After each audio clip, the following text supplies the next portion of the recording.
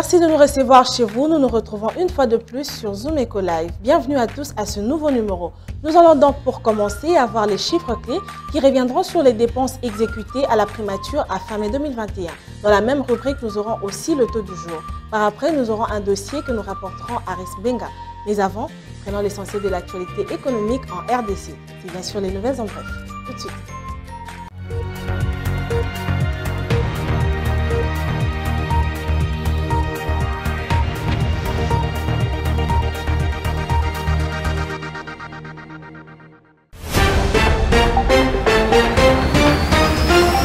Commençons ces nouvelles en bref avec cette information qui parle de la base monétaire qui a enregistré une hausse mensuelle de 309,7 milliards de francs congolais à la fin du mois de mai 2021, contre 29,7 milliards de francs congolais le mois précédent. L'information a été rendue publique le jeudi 17 juin 2021 par le gouverneur de la Banque centrale du Congo, Deogracias Mutombo, à l'issue de la réunion du comité de politique monétaire. À en croire la source, ces résultats ont été réalisés suite à un important accroissement des avoirs extérieurs nets. Parlons cette fois-ci de l'Office de promotion des petites et moyennes entreprises congolaises qui a présenté ce mercredi 19 juin 2021 le résultat de 2 études menées pour ses soins par le consortium Action Entreprise Camille Consulting, des études ayant bénéficié du financement de la Banque africaine de développement. En effet, les résultats de ces études présentées à la clôture d'un atelier de validation concernent d'une part le diagnostic et la publication des informations sur les potentialités et opportunités dans les 15 provinces ainsi que d'autre part le développement de ces provinces.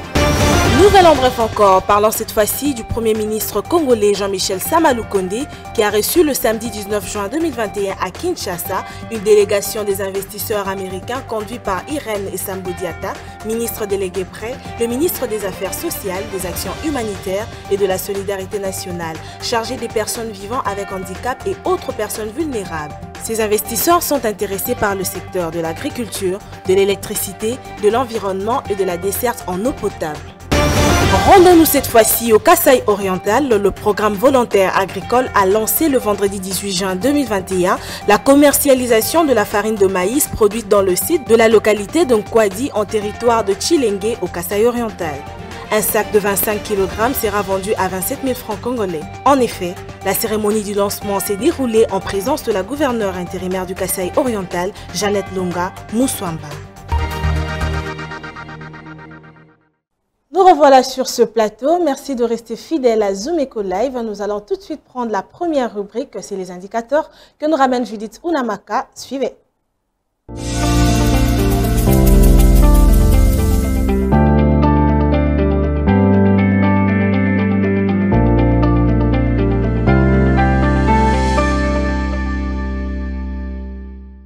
Heureuse de vous retrouver encore une fois après ce long week-end. Unamaka, bienvenue. Merci Piombo. Alors, sur quoi porteront les indicateurs d'aujourd'hui?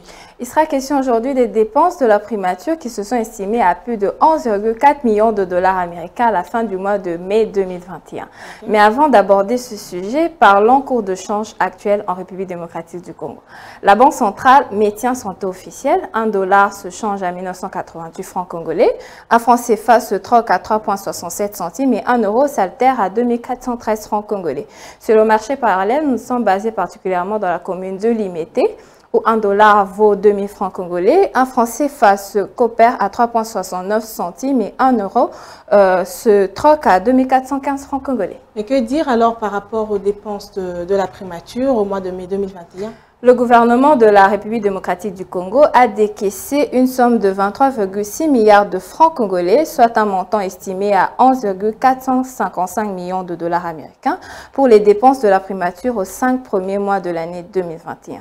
Au cours de cette période, les prévisions linéaires ont été fixées à hauteur de 32,87 milliards de francs congolais, soit 15,9 millions de dollars américains. Elles ont donc été exécutées à hauteur de 72,02%, d'après les états de suivi budgétaire de la Direction générale des politiques et programmation budgétaire. Ok, alors comment s'est fait la répartition de ces dépenses justement? Pour les 5 premiers mois de l'année en cours, 15 milliards de francs congolais ont servi à la rémunération des agents de la primature sur des prévisions linéaires de 18 milliards de francs congolais, soit un taux d'exécution de 81,45% selon la même source.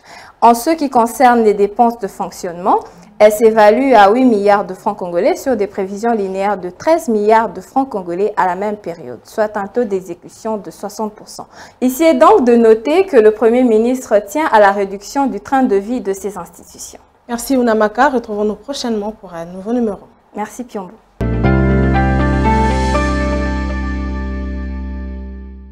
Le dossier du jour nous ramène à l'EPST. Je vous laisse découvrir le contenu avec Aris Mbenga. Après ceci.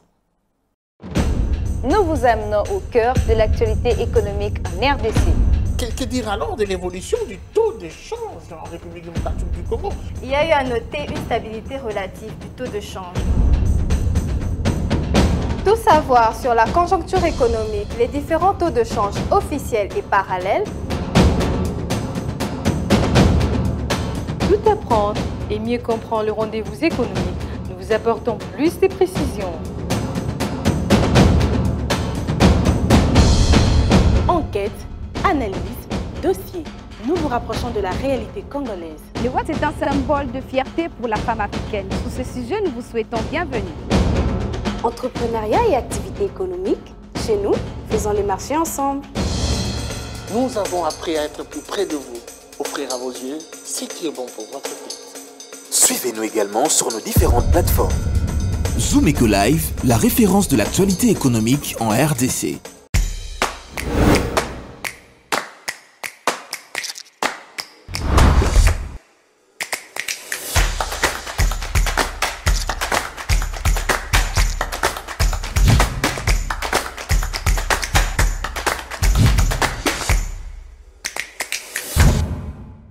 Aris nous ramène un dossier qui tourne autour du ministère de l'EPST. Nous allons le recevoir. Aris, bienvenue. Merci Judith. Alors, comme nous le savons, déjà plusieurs problèmes ont tourné autour de ce ministère. D'abord, il y avait le problème des enseignants fictifs, mais par après, il y a eu aussi la difficulté de la paye des enseignants, particulièrement dans des provinces. Et maintenant, on parle de ces chefs religieux qui prélèvent des revenus à la source, c'est-à-dire dans les salaires des enseignants. Mais qu'est-ce qu'on doit dire à ce sujet? Qu'est-ce qui se passe justement?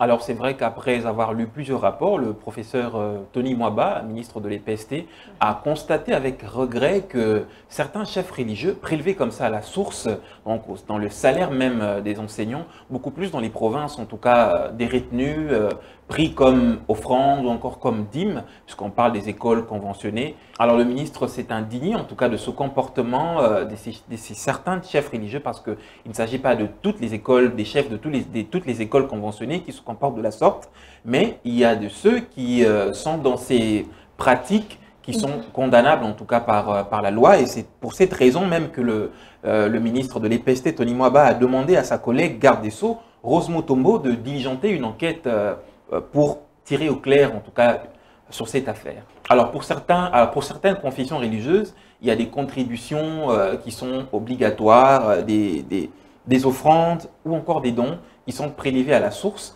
chose qui est fortement prohibée, et aucune disposition réglementaire ou légale en la matière n'autorise cela. Et ce sont des infractions qui sont condamnables d'escroquerie, d'abus de confiance et même de concussion. Alors face à ça, Aris, quelles sont les mesures que le ministre de l'EPST, Tony Mwaba, a prises pour éviter que ces genres d'événements ne se répètent? Alors déjà de prime abord, c'est une question qui a été déjà soulevée depuis, je pense, depuis le début du mois de juin. Alors le ministre avait déjà dépêché le secrétaire général intérimaire de l'EPST, Christine Nepa, donc pour saisir les coordonnateurs provinciaux de différentes écoles conventionnées en vue de l'interdiction de cette procédure de coupage à la source, en tout cas de la paye des enseignants. Et encore, il veut placer les membres du ministère au sein de la plupart des institutions en vue de contrôler, chose qui n'est pas totalement acceptée, mais on pense qu'à l'avenir, il y aura des dispositions dans des écoles ou encore au niveau du cheminement de la paye des enseignants pour pas que ce genre de choses puisse se reproduire à l'avenir. Ok, merci beaucoup Aris. Nous espérons vraiment que prochainement les choses seront mieux faites dans ces écoles conventionnées catholiques. Bien sûr, c'est un secteur qui est victime de beaucoup des coups, d'escroqueries, d'abus ou encore de détournement, et on espère qu'avec toutes les réformes qui sont effectuées avec le ministre qui est en place, que la paye des enseignants ou encore le monde des enseignants pourra aller de l'avant, et on espère que ces réformes pourra donner un vent nouveau en tout cas dans le secteur de l'EPST. Merci beaucoup à vous, Aris. C'était un plaisir. Parlons à présent du ministre congolais des hydrocarbures, Didier Boudimbo, qui a annoncé l'annulation avec effet immédiat de la licence accordée aux 2 sociétés pétrolières liées à Dan Gettler dans l'exploitation du pétrole sur le lac Albert situé à la frontière avec Ouganda. Plusieurs experts pétroliers estiment que le lac Albert contiendrait plus d'1 milliard de barils. Même si officiellement, le camp de l'homme d'affaires Dan Gettler dit ne pas comprendre cette décision, plusieurs sources cependant renseignent que les démarches officieuses seraient en cours pour retarder, voire obtenir l'annulation de la décision du ministre Didier Boudimbo. Les analyses, les réflexions, c'est avec Patrick Bumboka dans La Chronique. Suivez l'édito du jour.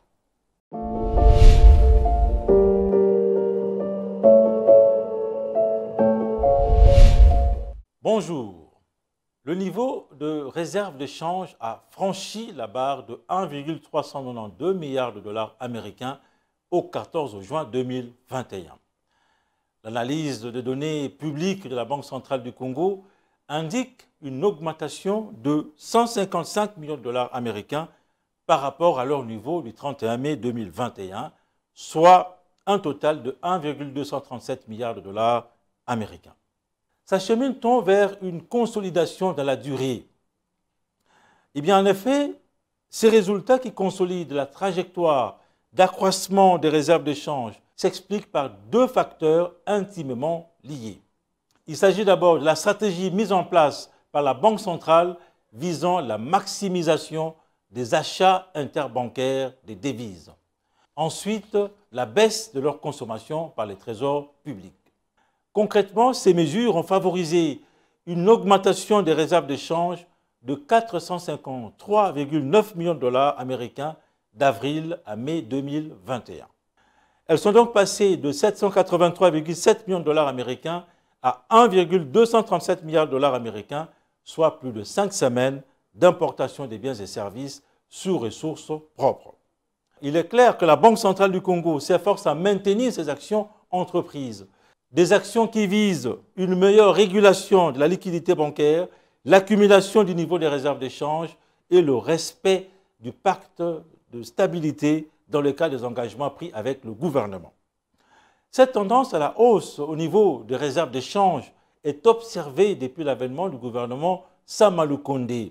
Pour les observateurs et analystes, il est donc question de renforcer cette action pour rétablir l'orthodoxie financière, consolider les cadres macroéconomiques et éventuellement renforcer la bonne gouvernance pour impulser l'économie nationale. Merci de nous avoir suivis.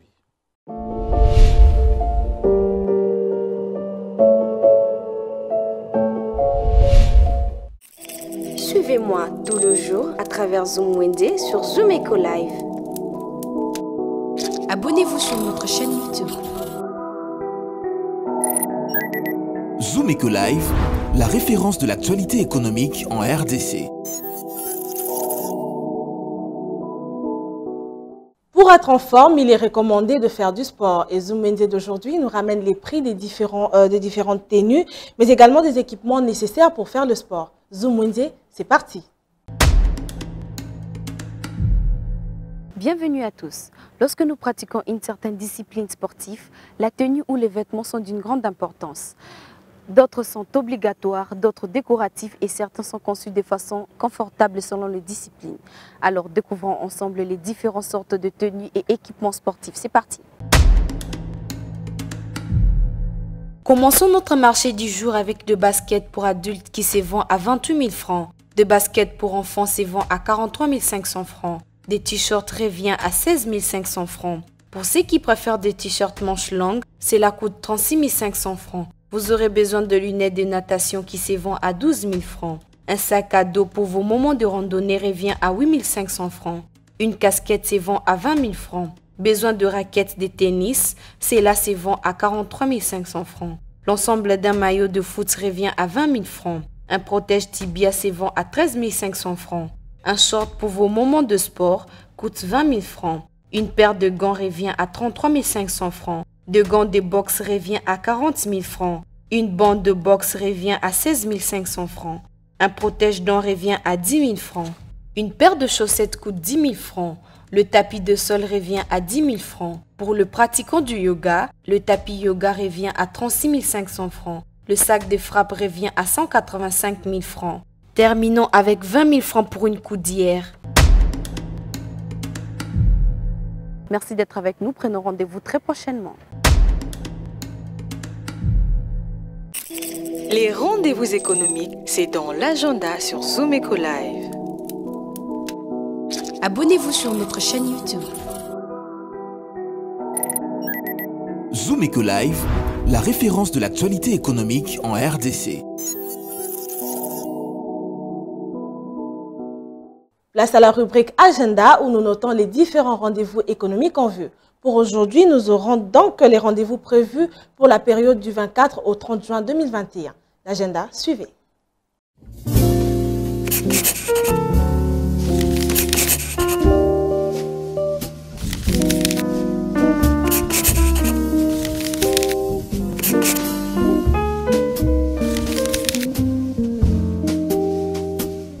Bienvenue à l'agenda. Voici le rendez-vous du jour. Bensizo Academy organise une nouvelle session de formation sur l'entrepreneuriat de micro-entreprise. Elle aura pour objectif comment et où gérer l'idée d'affaires, élaboration d'un plan d'affaires commercial. Elle débutera du 24 au 26 juin prochain à Kinshasa. Le droit de participation se fixe à $70. Signalons à tous les Quinois que le marché agricole prévu le 21 juin est reporté pour une date ultérieure. Parlons à présent du spécial conférence pour la femme congolaise dénommée Femmes entrepreneurs, épouses et ménages. Elle se déroulera par moyen virtuel du 25 au 26 juin 2021. Pour finir, Elaïs organise à son tour une formation sur les types de clients rencontrés lors d'une vente. Elle débutera le mardi 29 et va se clôturer le 30 juin prochain sous un format virtuel. Merci de nous avoir suivis. Au revoir.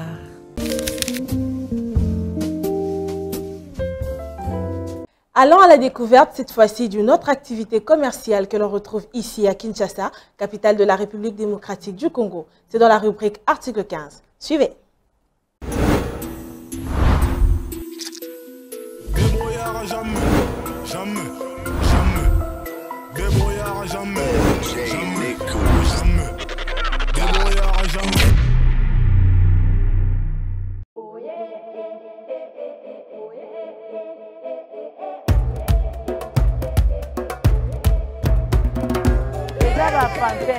Pampers eza kwa bakucha ba bébé. Nateka ngo moko bo pièce moko 200 francs. Nateka ba brosse oyo na ba soda o ba divers ka moi biloko ya mike mike oyo. Na nzela biloko na ngai oyo yango nde na dikaka nango.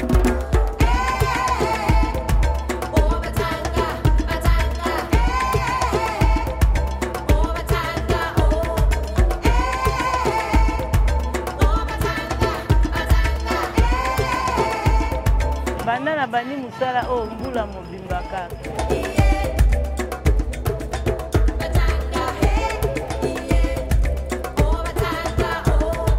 Ne bande tozalaki oganye mwa mokie po tozwa moya kolia. Me mikolo eloko te po biloko ezomata kaka moye toteka tozwa benefisi eza te. Moye mpe totangisa bana eza te. Ndenge oteki lelo boye ntango okesomba lobi okuti emati.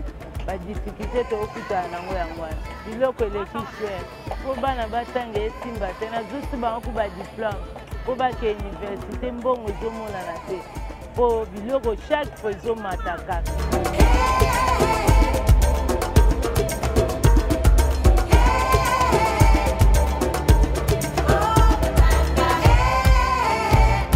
Message na osenga oyo aza na motema mawa sungi ngai bakiseni ngai ata fond.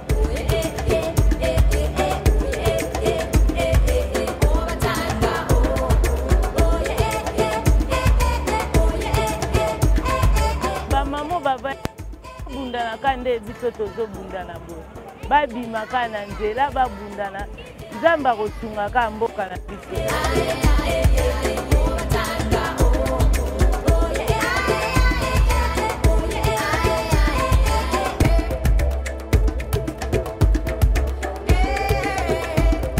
Pona gouvernement mokonzi mboka bunda kaka po vie eza stable.